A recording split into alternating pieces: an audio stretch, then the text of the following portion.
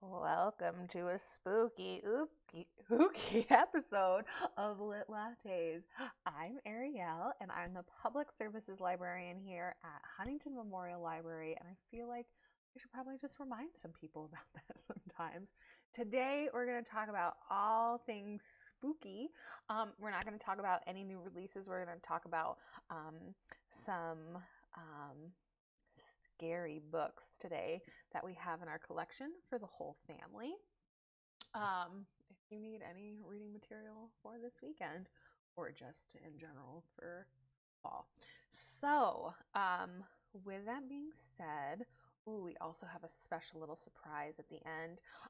Unfortunately, our guest couldn't make it in today, but we have a super fun video that we made about the ghosts of the Huntington house. So stay tuned for that, and let's get started. Oh, this is my favorite time of the year, even though it's snowing outside. So I guess Merry Christmas. All right, let's get started with a young adult book. It's called Girl of Nightmares. This is actually the second book in this particular series. We do not have the first one. It says we do, but we don't. It's not on the shelves. So this is about a girl named Anna, and it's been months since the ghost of Anna Korlov opened a door to hell in her basement and disappears into it. But ghost hunter Kaz Lowood can't move on. His friends remind him that Anna sacrificed herself so that Cass could live, not walk around half dead. So that is The Girl of Nightmares by Kendare Blake. I always feel like there's a glare on the picture, so can we see that? Pretty good? No glare? Excellent. All right. The next one is a favorite. It's Coraline by Neil Gaiman. And this is the story that revolves around the very strange experience Coraline has when she and her parents move into an apartment in an old house. Coraline must save herself and her parents from the evil forces that threaten them. Also, very short. The kids among us who are voracious, that read a lot, will just gobble this up in no time. Right. So I realized that a lot of scary movies were based off books, like The Silence of the Lambs. All right, I couldn't help it. So this is by Thomas Harris. Of course, this is part of the Hannibal series. I was hoping that we had Red Dragon, but we can't find it. I don't even think that we have it in the system, which is a real shame. But this is a good replacement, I guess. So of course this follows Clarice and Dr. Lecter as they try to find the murderer, Buffalo Bill. So I read the back of it and it sounds just like the movie, but of course the book is actually better. The next one I picked up, and I just learned this the other day, that Bird Box was actually a book first. I had no idea. Bird Box, if you remember last year, was a huge hit on Netflix with Sandra Bullock. Watch it this weekend, or if you don't, you can pick up the book.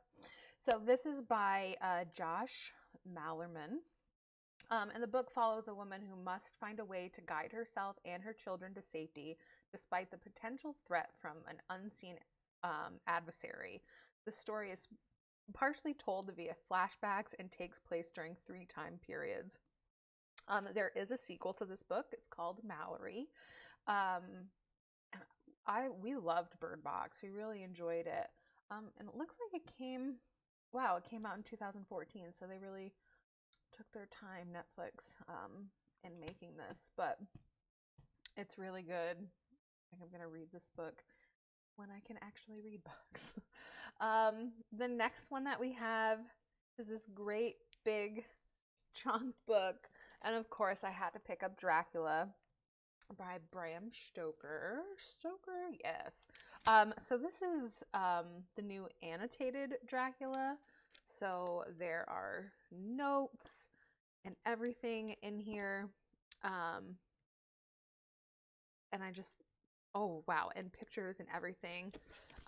It looks really, really neat. So pick this up and maybe find some fun facts. I keep looking at my little picture down here and not up here to you, and I apologize for that. But yeah, super fun. And Leslie S. Klinger did the forward and the notes for this. So, ooh, and there's an introduction by Neil Gaiman. I didn't know that. That's super fun. All right. I also found this in our nonfiction. It is The Strange Case of Dr. Jekyll and Mr. Hyde, also very small. So if you're looking for a creepy little story, this is good too. There's pictures in this as well. Must be a very short story. I think it's less than 100 pages. Yeah, it's 80 with pictures, so you can breeze right through this one as well for a scary little tale this weekend. I grabbed this book also, Deliverance, because in actuality, it is terrifying. There's a man hunting another men in this, and that's just scary. So I grabbed this one. Also, another fairly quick little read. Now I'm gonna have dueling banjos stuck in my head all day. That's fine.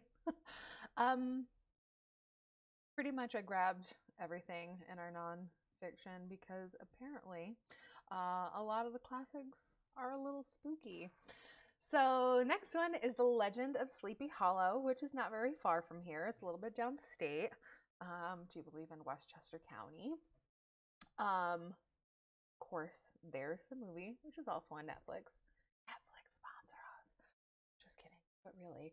There's also an introduction by Alice Hoffman, who wrote Practical Magic, which is also a super great book about some witches.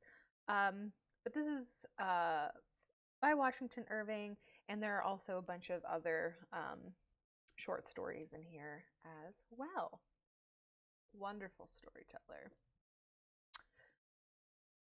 The Queen of Spooky, besides like Anne Rice, in my mind, is Shirley Jackson.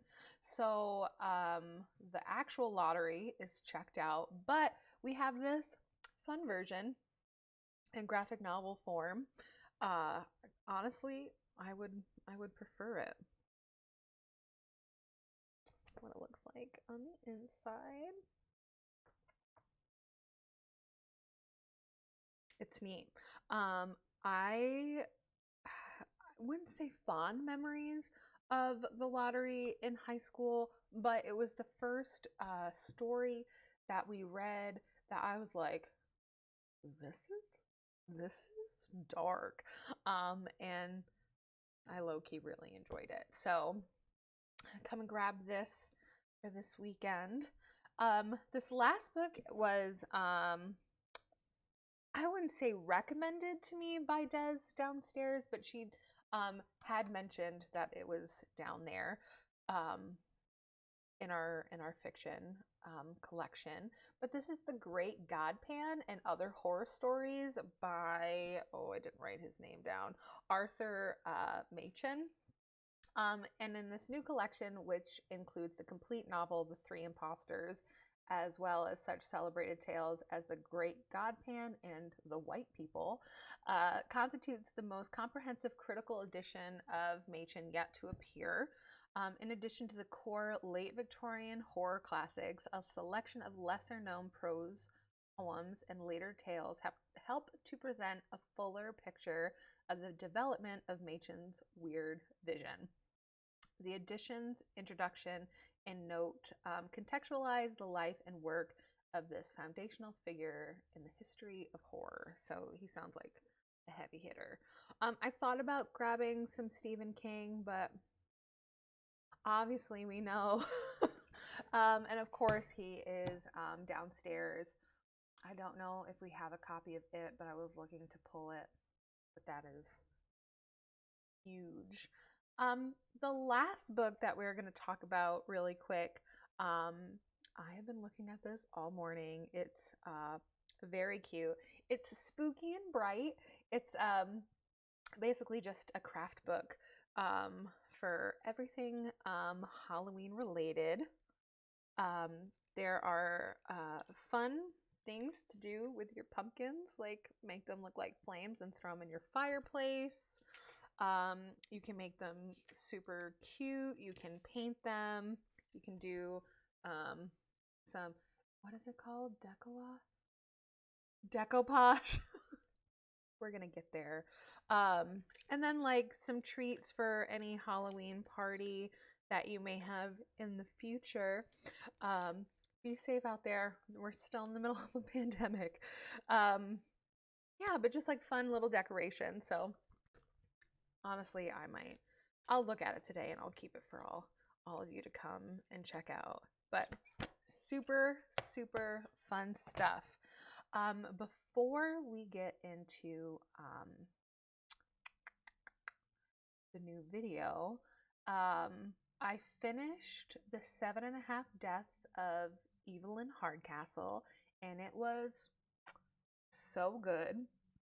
It is like Clue on drugs. It's a wild story. You follow Aidan Bishop as he tries to figure out who kills Evelyn Hardcastle, and it is a super wild ride. We read that for the library's virtual book club. Very good. I think everyone would recommend it. And we had one person on who hadn't finished it. And the way we talked about it, he's like, I can't wait to finish reading this. So if you haven't picked it up, do so. I noticed that our large print copy is gone. So yeah, place a hold on that today. It's a super wild ride. And so that's by Stuart Turton. He's very British. He has a new book, and I talked about it a couple of weeks ago. It's The Devil in the Dark Water, and I noticed that I could listen to it on Hoopla, maybe. Yeah, so I started listening to it, and it's really good. So that follows the detective from Amsterdam, and he's a prisoner on this boat who's, I think it's sailing from India, because it talks a lot about like the company, like they're Dutch, so I'm assuming it's the East Indian company, and they're on this boat for like 8 months, and it's basically cursed, and we're gonna find out like why all this terrible stuff is happening. Like people are being murdered, livestock is being slaughtered, and all these crazy things are happening on this ship. So it kind of reminds me of a very, very, very old version of like Sherlock and God, Watson. I'm a huge Sherlock fan. I can't believe I just did that. But it's good, and it's a little spooky because, of course, the devil's in there, and old Tom is just messing everything up on this boat for people. So, what am I going to read next? There are so many things that I have favorited on my Hoopla account. I'm probably going to keep reading spooky stuff because it's the season and I can't even help myself. So stay tuned. It's going to be a surprise to all of us. Okay, I am so excited for this video. Bridget sent it to us last night, and I watched it, and it's so fun. So yeah, I think without further ado, we're going to give it a watch. Enjoy!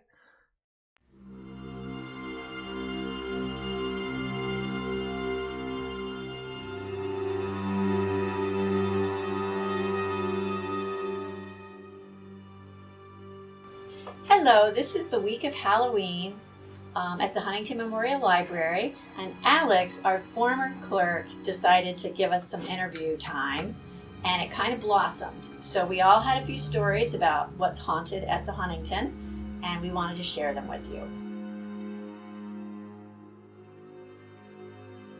So this is Tina Winstead, the director of Huntington Memorial Library, the public library in Oneonta. And we're here to talk about the ghost that haunts the public library. So Tina, can you give me some general overview about the ghost? Well, there's evidence, strong evidence, that Harriet Huntington haunts the Huntington home. I say no. I say Harriet died in California. But there was a Spanish flu here 100 years ago, and they used this house as a hospital, so certainly there's some spirits. Okay. Is there a specific time or place in the building that the ghost tends to appear? You know, I've had it reported in this room, the second floor room, where there used to be a stage behind me. I've had it my own office, the bookshelves periodically just tap the wall. They just wiggle. And it's not a set time. So downstairs, in the circulation area, books have just been thrown off the bookshelves. So kind of, I think everywhere maybe. Okay. This is a very disrespectful ghost. Are there any other mysteries surrounding the ghost? Besides the identity? The identity is a good mystery. Otherwise, it's just, I know my predecessor felt like she saw a ghost here all the time. I've never seen one. Somebody else has seen something out of the corner of their eyes, other current staff members. But I have not, so I don't. Have you read any books about the ghost? Because the ghost appears in a book that we have at a college library. What's the name of the book? It's called Leather Stocking Ghosts, I believe. Oh, right. And there's an article about... Oh, what did it say? I believe it talks about Harriet Huntington specifically as the ghost. It's been a while since I read it. I read it when it came out because I noticed that there was a section about the public library. Oh, I haven't read it myself.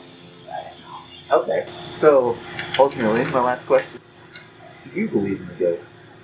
I've been trying to hold back and not tell you. I do not believe in ghosts. Why not? I don't believe in ghosts because I've never seen one. But you've seen events on the cameras that seem to relate to ghosts. Nice. Leather stocking ghost. Oh, you have it. The ghost just threw it at me. No. Good job. Way to go, Bridget. Oh, there it is, Huntington Memorial Library. See, I don't believe in ghosts. So. Okay. But so we'll talk to other people and they'll tell you some of their real hard-hitting stories. All right.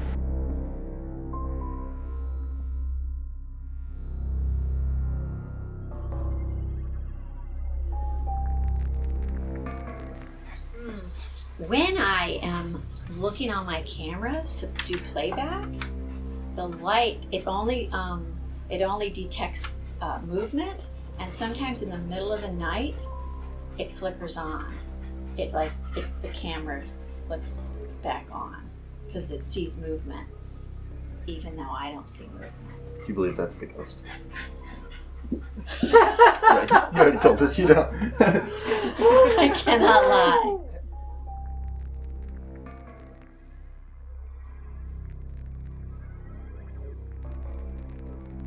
Hi, I am Ariel Wilbur. I'm the public services librarian here. I've been here for a year. A little more than a year. And there have been 2 times where I will be sitting at my desk and I have a bookshelf behind me and to the left. And the first time I had anything happen to me, I was sitting at my desk. Bridget was right across from me. Neither of us were making like any sudden movements, walking, straight breathing, and a photo frame fell at me at an angle. So it's like over here and I'm sitting here and it falls on my head. Naturally, that was very startling. And then there was another time where I was cutting paper, still not making a ton of crazy movement, and the whole top shelf of the bookshelf fell on me, including a lot of Bridget's totes that were full of things. And what are those other things that you have, like, they're not like connects, they feel like not puzzle pieces? Do you know what? No. I don't know what you're talking. Anyway, a ton of stuff fell on me. and it was super alarming. Sounds alarming. Did you see the ghost at all? No. Are you sure it wasn't I've Bridget? never seen anything. I've just had things falling off the shelves at me. It's very spooky. Very spooky. And naturally, I kind of swore in the library. No, we're gonna edit that. That's out.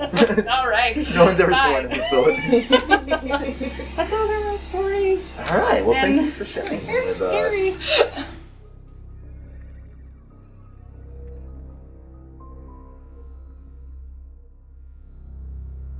So this is Bonnie Shaw. Bonnie is a library clerk at Huntington Library. You want to tell us your story? Sure. I've been here for about 6 years, and probably a couple of years ago or so, I'm standing at the cert desk looking out toward the front room, and we have the shelf there where we used to keep all our new books. And for some reason, and this happened twice, some books fell off the shelf, and there wasn't anyone over there, to walk around and make any vibration, that type of thing. And the thing that about them falling off is they didn't just drop down. I went over to see why they fell, and there was nothing. They weren't on the edge. They weren't, in a position where they could have just slipped and fell off the shelf. And I thought they kind of fell far from the shelf. And then the next time it happened, I actually saw them, and they were kind of airborne, and they went probably about 2 feet and then landed on the ground. So I knew something was up with that, because there was no way that they could have just flown off the shelf. There's nothing behind it. And so that I was always wondering about that. I used to blame Harriet Huntington for that. And a couple of other things. In this room, as a matter of fact, the nonfiction section, when I've been up here shelving at times, if you look straight down where that picture is against the wall, if I'm over here, there's been some times when I thought it was a patron walking through. And I was thinking, well, I didn't see them come in, and then I thought maybe they came in the other entrance. But I would go down there and there was no one there. And that happened a few times where I was sure I saw somebody walk through those shelf aisles and there wasn't anyone that was in the room with me. And then just the other day, something new happened. So I'll fill you in on that one. I opened up in the morning, and of course it's dark when you come in early, and you have to, disarm the alarm and lock the door behind you. And before I got over to the lights to turn them on, I thought I heard something at the other end of the room near the elevator entrance. It sounded like a child saying something and then a man answering her. So I was thinking, well, who's in the library? I thought I was the only one in here, and I was thinking maybe the maintenance man, but it sounded like a child as well. So I turned the lights on, and of course there was nothing there. And then the next day I listened for it again when I came in, because I wanted to see if it was something else I was hearing, and it just sounded like that. And I didn't hear anything at all the second day, and then the second time was yesterday morning, and I heard the same, not the child, but like a man's voice near the elevator entrance with no one there. So those are my ghost stories for the library. Real stories. Those ones are spooky. Yeah, they are. Especially the part where you think you see somebody walking through there and there's nobody there. It was kind of creepy. That is creepy. Yeah, it was. Wow. Okay.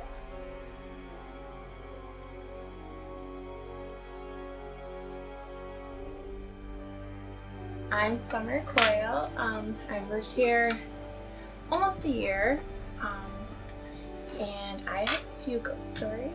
So I was on the 3rd floor by myself doing some work, and I was in the back where there's closets behind me, and I heard whispers behind me, like people whispering. And I turned like this very slowly, and then there was a whiteboard on the wall, and it came crashing down. And I got really cold too. Like the hair on my arms were sticking up, so I ran out of there. And then I told everybody about it. And I've also, when I'm in this room, heard screams. And I've heard it probably like 5 times. And once I was downstairs and another girl actually heard it, and she was like, what was that? And I was like, I've been hearing that for months, so I don't know. And I've noticed when I'm walking, like I'll walk into like a cold spot in like certain rooms, like I'm kind of like walking through and it'll be like cold for a second and then it will go away. So that's what I felt in the few months I've been here. Wow. So how is the scream? Is it it's like a really like, loud? It's like a moan scream, like oh, I don't know. It's so weird. I don't want to. It's like a weird. Yeah. It's like a weird sound. Like a banshee. That's terrifying. Like, did you tell him for like when you did your thing about the influenza hospital? Okay. Yeah, you did say that. yeah, I did. Good. And that's why you guys were saying you thought it was Harriet, but Summer and I have pieced together it has to be somebody. The person that you see has to be somebody who died in the flu Yeah. when the library was People used. that died here. I mean, I wish we could find out how many people like. Yeah, I can't passed find much here. in the papers at all about this building used as that. There's just one line. I never heard that either until recently, so. Yeah, I found it in the microfilm, just one line. Are there any pictures from that time? I didn't see any, Oh, okay. so I don't know.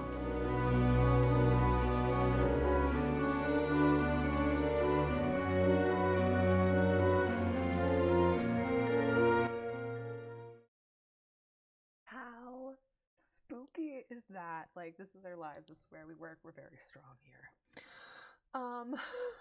So I just wanted to talk. Even though it's snowing a little bit, it looks like all the snow that's on the ground here at the park is gone. So Pumpkin Glow is still happening tonight. It's going to be close to 40, so be sure to bundle up, but we're still doing it. If you have pumpkins, whether or not you got them from us or you're bringing them from home, please drop them off at the library if you'd like to show them in the Pumpkin Glow. There are going to be prizes. There's 2 categories. There's People's Choice, and then we're going to have a judge for Best Overall Pumpkin. And you're going to get some fun prizes, a little gift card, and a Halloween goodie bag. Yeah, so just bring them right into the library. We're going to put a little number right next to the stem so we can identify, and then, we'll let you know whether or not you won. People's Choice is going to be a little delayed because it's going to be hopefully a lot of counting to do. But yeah, so that's from 6 to 7:30, and it's going to be in our upper park. So as you're leaving and you go around that loop, it's going to be right there to your right. It's going to be one way all around. Please, practice CDC guidelines, social distance, stay with the people that you came with, and please wear your mask even though it is an outside event. Yeah, I think that's it. It's going to be super fun, super spooky, and we're so excited. So please drop your pumpkins off and bring them inside so we can get your name and your phone number and we can number it. That's very important. Also, Bridget still has a couple of spots open for her Imagine Your Escape virtual escape rooms. And it's the Toy Store of Good and Evil. It sounds very creepy, and her group last night escaped. So can you beat them also or not? So check out our Eventbrite and sign up for that. At least one person from the area has to sign up, but you can play with friends from all over. Yeah, so if you don't have any plans for tomorrow night, sign up for that. It's going to be super fun. You have an hour and a half, I do believe, to try to get out. So with that being said, happy Halloween, happy spooky season, and have a wonderful evening and afternoon and day, and we'll see you soon. Take care. Bye-bye.